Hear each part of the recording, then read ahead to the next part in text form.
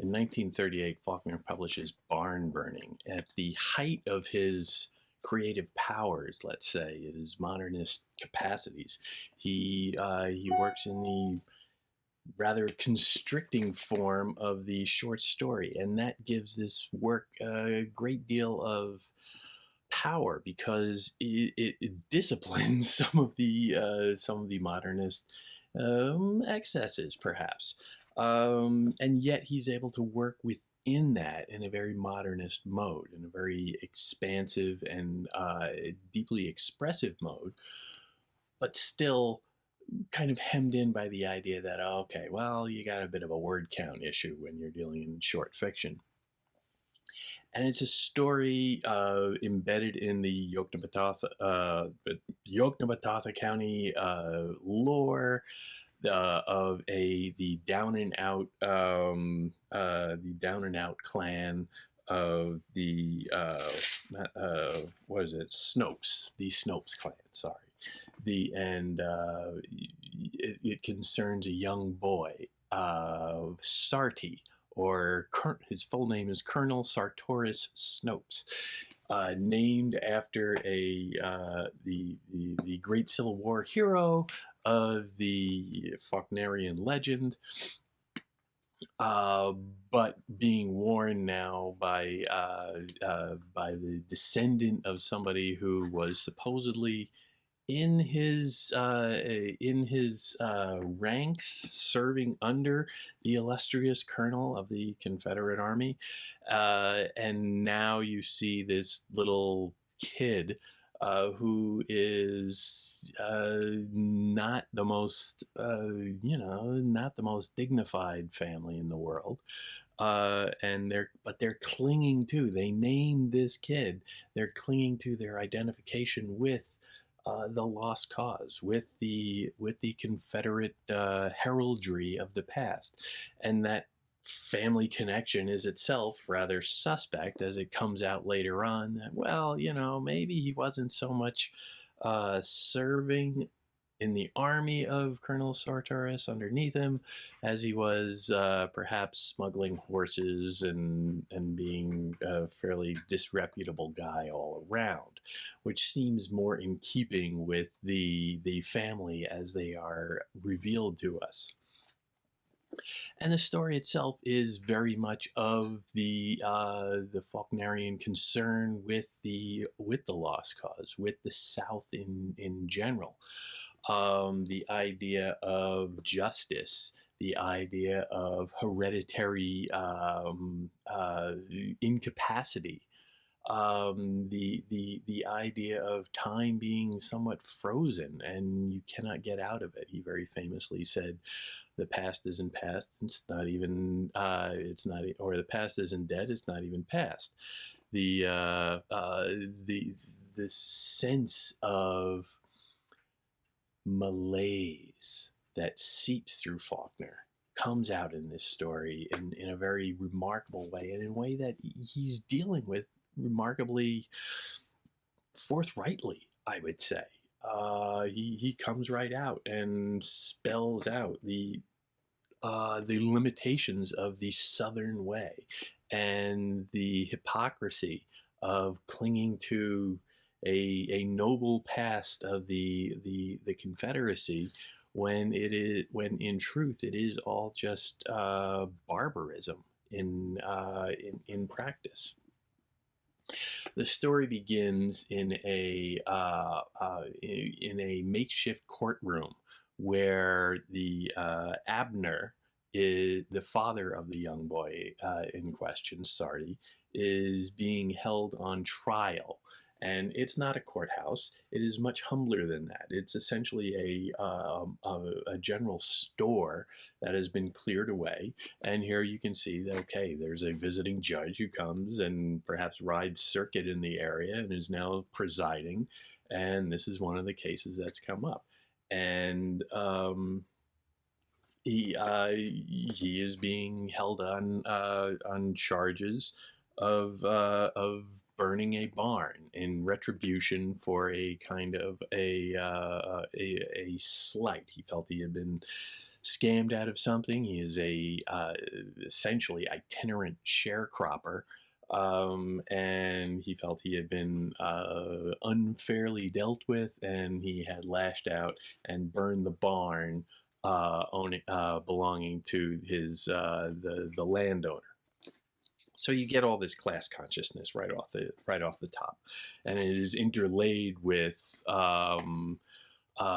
issues of race because, well, the N word is dropped in pretty liberally, but also different African American characters surface, and while some of them are being used by Abner, some of them appear periodically throughout the story as perhaps superior to him, and he really resents that. And you get this sense of the poor underclass, the sharecropping white farmers of the Deep South, who have nothing and are just angry about that.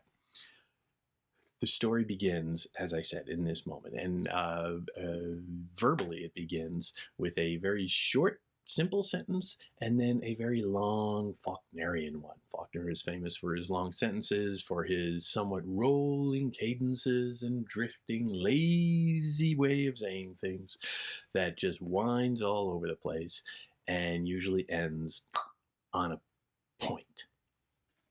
And he does that here. The store in which the justice of the peace's court was smelling The store in which the justice of the peace's court was sitting smelled of cheese.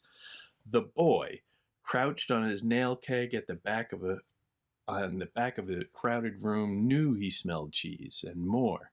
From where he sat, he could see the ranked shelves close packed with the solid, squat, dynamic shapes of tin cans whose labels his stomach read, not from the lettering which meant nothing to his mind, but from the scarlet devils and the silver curve of fish. This, the cheese which he knew he smelled, and the hermetic meat which his intestines believed he smelled, coming in intermittent gusts, momentary and brief, between the one other constant one, the smell and sense just a little of fear, because mostly of despair and grief, the old fierce pull of blood. Wow, that's a sentence. Well, the whole opening tells you an awful lot. First of all, from a dramatic standpoint, it focuses on the boy, and he is usually referenced as the boy. The only time we're given his name really is when he is asked it. So it is already a little bit more general than that. It's not about the individual, it's about the boy, a boy. Okay, well, there are generational issues in that, generational indications, but also the indistinction of the character itself. He could be any boy at this point. He is clearly hungry. He is probably, because drawing from this, we can assume he's very poor. He cannot read. We're told that in there. But he is smelling food that is canned, or at least he thinks he smells it. I give you a sense of just how hungry he really is. He is really quite starving. Starved for what, however? That is a bit of a fair question. And, well, that end at that sentence, how it goes through all of this dreaming about food, and then what it comes down to at the end, all of his ambitions to feed himself resolve. The sentence resolves in the fierce pull of blood, the sense of family alliances, the family heritage, the continuity within history of a single family line. That is his problem. That is his challenge throughout. That is the problem of the broader South also. The idea of the bloodlines that lead back to an inglorious past or a glorious past, depending on your perspective. And it's hard to break free of that. pull of blood. And he addresses that in the remainder of that opening paragraph as he sets the scene a little bit more. Great interplay of civil scene setting and modernist psychology going on here. He could not see the table where the justice sat, and before which his father and his father's enemy, our enemy, he thought in that despair, ourn, mine and his'n both, he's my father, stood. But he could not hear them, the two of them, that is, because his father had said no word yet. That fierce identification with the father. Anybody who is an enemy of my father is my enemy too. That's tribalism. The this somewhat hokey little reflex into ourn, Southern dialect, ourn, and he puts this in italics, and it seems almost like he's quoting perhaps what he has heard from his father, probably. The imbibing that the loyalty to family above all else, and that sense of there is no greater law than family loyalty. And that is going to be a primary issue running throughout the story. And it comes out that, yes, the father is on trial, if you will, for burning a barn, and the young boy is essentially called upon as a witness. And he has to start walking forward. He's in the back of this crowded room, we've been told, and he has to start walking towards the front of the room. And he's obviously very anxious, and this is all told from his perspective, so it's very first person-ish, and you can almost see like this little scared boy walking up in this crowded room with all these strange adult men standing around staring at him. His father, stiff in his black Sunday coat, donned not for the trial but for the moving, did not even look at him. He aims for me to lie, he thought, again with that frantic grief and despair, and I will have to do it.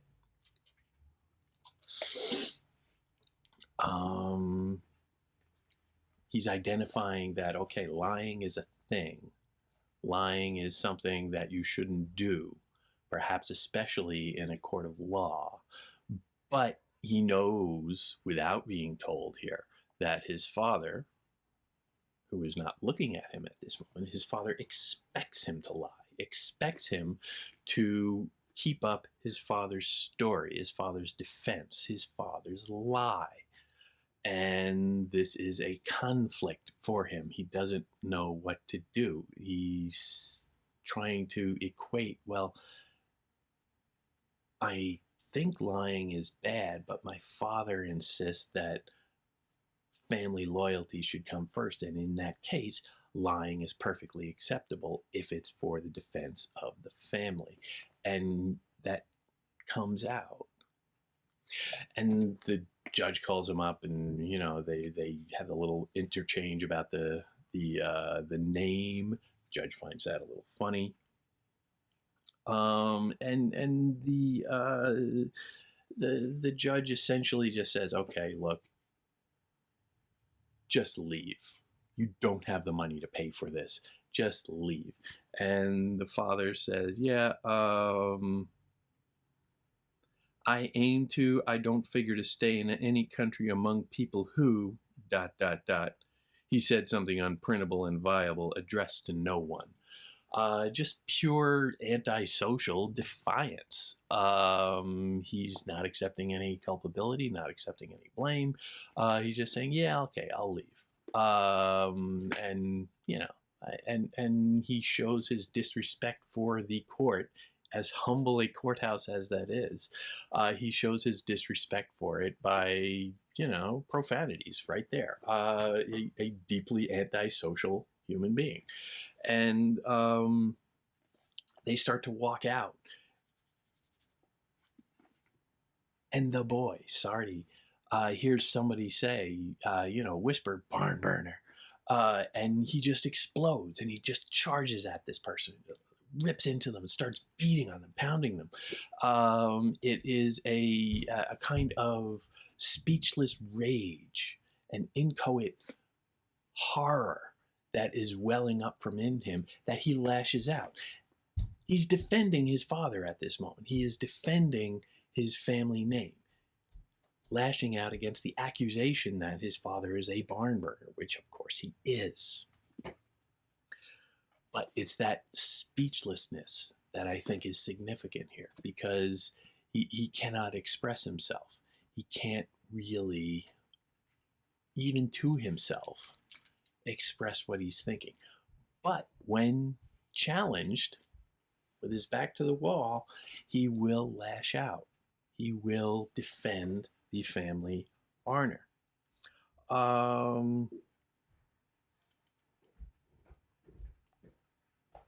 The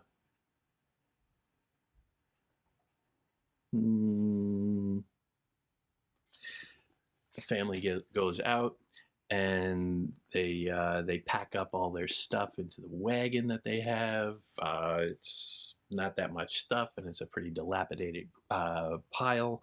One thing that they are carrying that is of some note is a family clock, which doesn't work, of course. Another, or perhaps the first indication here of the frozenness of time, especially for this family. The time does not exist. They are stuck in the past, if you will. And this is, of course, a very easy metaphor for that. Clocks in Faulkner are pretty frequent and always symbolic. His father tells him to get in the wagon. He got in too over the tailgate. His father mounted to the seat where his older brother already sat and struck the gaunt mules 2 savage blows with the peeled willow, but without heat. It was not even sadistic. It was exactly the same quality which in later years would cause his descendants to overrun the engine before putting a motor car into motion, striking and reining back in the same movement. Which is interesting from a couple of different perspectives right there. Again, a sense of the brutality of this man, the kind of pent-up violence within him, but also the dehumanized aspect of it. He's not lashing out. It's without heat. It's without any particular passion. He's just lashing out. It's just inflicting pain for no apparent reason. The senselessness of it is somewhat automatic. It is completely trained into him, and that is, I think, notable. But also the curious reference to, well, you know, this is the same kind of instinct that will show up in other members of the family line later on, who will, grind the car trying to start it up, in the future, which in later years, which is curious. A lot of this story is told in a kind of subjunctive mood, a grammatical maneuver that that implies what might have been, could have been, or might not be right now, but might happen in the future. There's always that kind of parallel sense of reality running through this, a great potentiality. And that's another way of collapsing time. Time does not exist in Faulkner. Time is just endlessly repeated. There is no distinction among different periods of time. So for the family here, it might as well be 1863. They're just going through the same cycles that they have been all along. Now, they head on to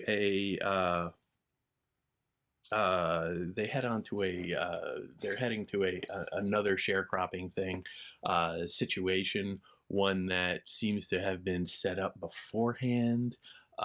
Critics have noted that this is a sign that, well, maybe he did burn the barn and, in fact, had a little premeditation about it. Did not do it in rage or in heat, but did it as a simple, planned attack, and had already settled for himself his next employment. Interesting. On the way to that next thing, they stop and they camp, and the father and the boy, Abner and Sarty, have a little talk. And the father says, in a voice without heat or anger, "You're getting to be a man. You've got to learn. You've got to learn to stick to your own blood, or you ain't going to have any blood to stick to you. Do you think either of them, any man there this morning, would? Don't you know all they wanted was a chance to get at me because they knew I had them beat?" Pure resentment. Again, a family alliance against everything. The courtroom did not matter. The idea of justice did not matter. The ethical compunctions about lying did not matter. Family first and only. That's the only justice he sees. That's the only ethics he sees. And everything else is a betrayal. So he lays out very clearly for the boy what he expects. And it is that sort of repetition after the hint at it earlier that the boy didn't have to ask about. He didn't have to be told in the courtroom that his father expected him to lie. He knew it. Now it's being made explicit. So here the drama is really starting to lay itself out, and the idea is very obvious to everyone that this is a story about the conflict between family loyalty and a higher good, or some kind of social acceptable truth. They go to the next place. He sees it. The boy sees the big house as they pull up. You gotta figure it's one of these grand antebellum mansions, these old plantation places, very opulent, white columns and the whole thing, big wide porch. And he sees it as the grandest place he had ever seen in his life. He's just aghast at it. And he likens it, curiously enough, to a courthouse. He's never seen one, but he says, well, this is what I think a courthouse might look like. The idea of something very regal and dignified and kind of beautiful. But he calls it a courthouse. Again, that reference to justice and ideas of justice and the idea of a system of justice above all, I would say. But okay, they get there, and Abner has to go in and tell the landowner that he has arrived. So he starts walking up to the house, and there's a large pile of horse droppings that he just sort of plants his foot into, perhaps intentionally, and maybe even smears it around a little in there to get some good gob on there, and then goes walking up the front steps and pounds on the door. Door opens. There is an African-American servant standing there, all presumably dressed in full livery, very clean, and Abner just sort of storms right past him. "Get out of my way!" And traipses into the house, leaving footprints of horse manure along the way. He just sort of spits at the servant. Won't give him any recognition for any dignity.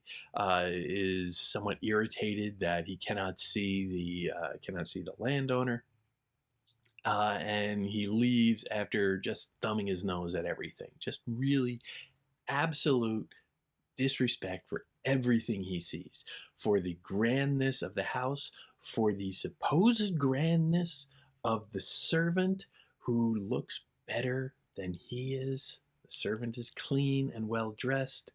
Abner is not.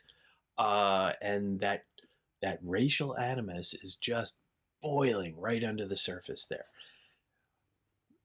He goes off, they go and they get settled in with the family. There's there's an extended family laid out.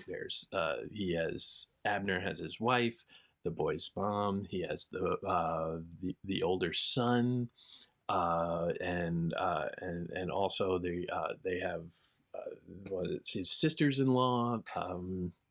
It's a fairly extended little clan that is traveling around. No family is ever simple in Faulkner. There are no primary family members. There's always a sort of extended group going off into the many different branches of the family tree.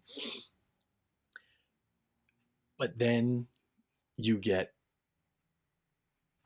the rug comes back.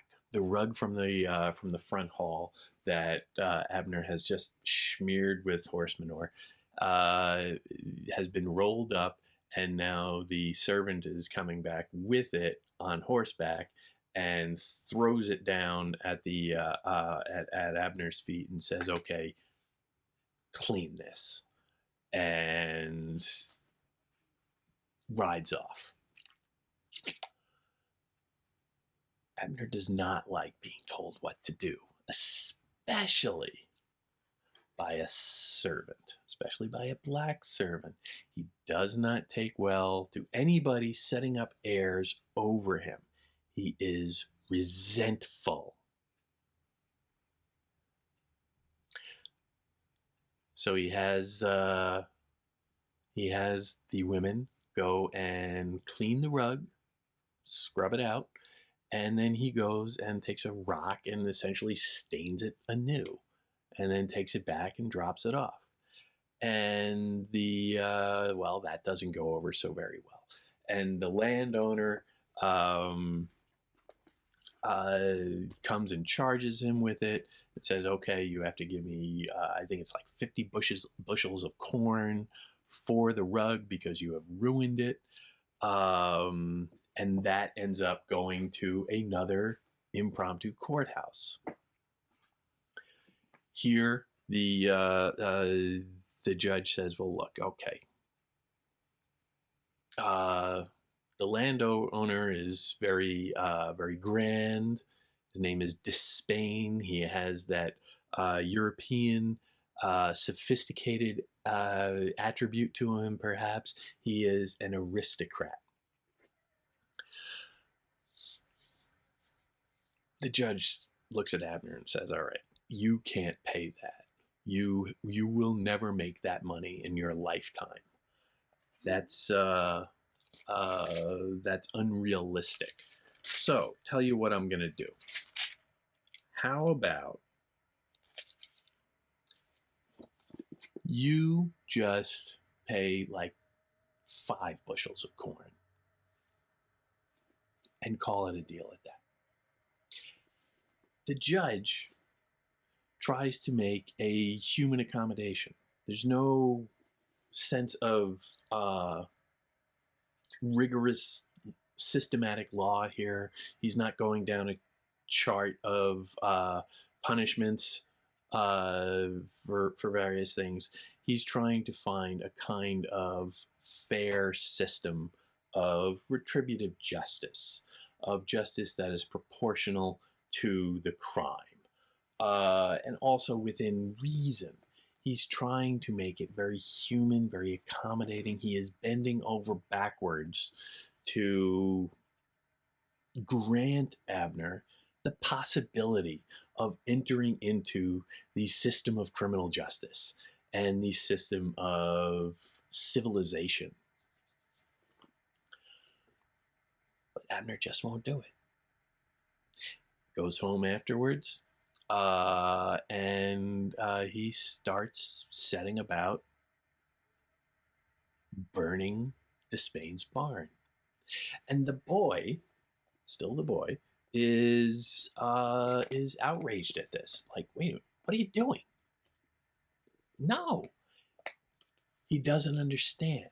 He takes particular objection to, well, the last time you did it, you sent you sent one of the servants to go warn them so that they could protect their stuff. Now you're just lashing out. This is not premeditated. This is just pure, out of rage, spiteful destruction. And even at that, Sarty, the boy, says, well, okay, now you did it before and you had some accommodations in there. You made sure that things were within bounds. You gave them fair warning. Fair warning. Now you're just doing this. Why? And he is mollified, but he can't quite accept it. He ends up breaking free. His family tries to restrain him. He ends up breaking free, running out to the main house, bursts in the front door, and he just starts screaming. Despain, he cried, panted. Where's ... Then he saw the white man too emerging from the white door down the hall. Barn, he cried. Barn! What? The white man said. Barn? Yes, the boy cried. Barn! He can't even say the words. This is more speechless rage. He does not have the words to express what he is experiencing, what he's thinking. This is all coming from his mind. It's not in a first person, but it's coming very much from his perspective. And you get the sense that he has some language ability going on there. But in this moment, it is just an inchoate rage. He warns them and he runs. And he runs out, and Despain grabs a shotgun, goes off, and as Sarty is running off into the woods, he is just running away at this point, running in terror. He hears shots in the back. 2 shots, and he assumes his father is dead, perhaps someone else. But he keeps running. He just goes, and he runs until he gets into the quiet woods, and then he sits down and he thinks. His breathing was easier now, and he decided to get up and go on. And then he found that he had been asleep because he knew it was almost dawn, the night almost over. He could tell that from the whippoorwills. They were everywhere now among the dark trees below him, constant and inflectioned and ceaseless, so that, as an instant, for giving over to the day, birds drew nearer and nearer. There was no interval at all between them. So he's run into this moment of essentially just the woods, and he has run away, and he is alone now. His family is gone. He's left them. He has abandoned his family by siding against them, and now physically leaving them. He is completely alone.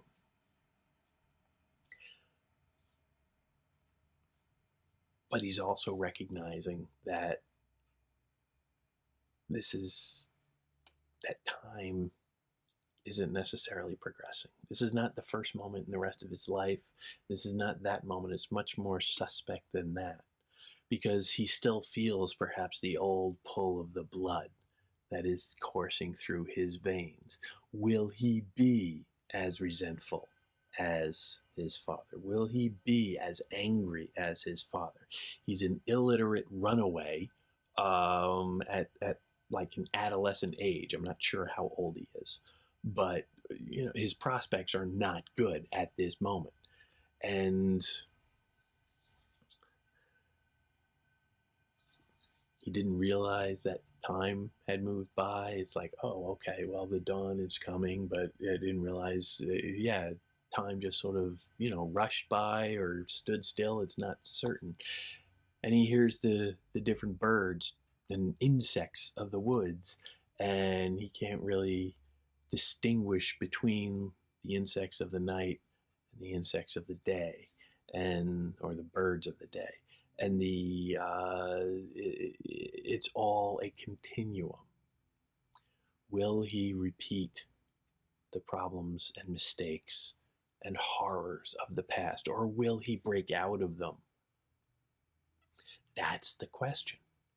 Will he be able to be incorporated within a society that has rules? Will he be able to accept an idea of impartial justice that is not the tribalism of his father? Will he be able to enter society? The story does not give the answer. We get traces of his family story in some of the novels that Faulkner will write following this story, but the story itself just leaves it as a question.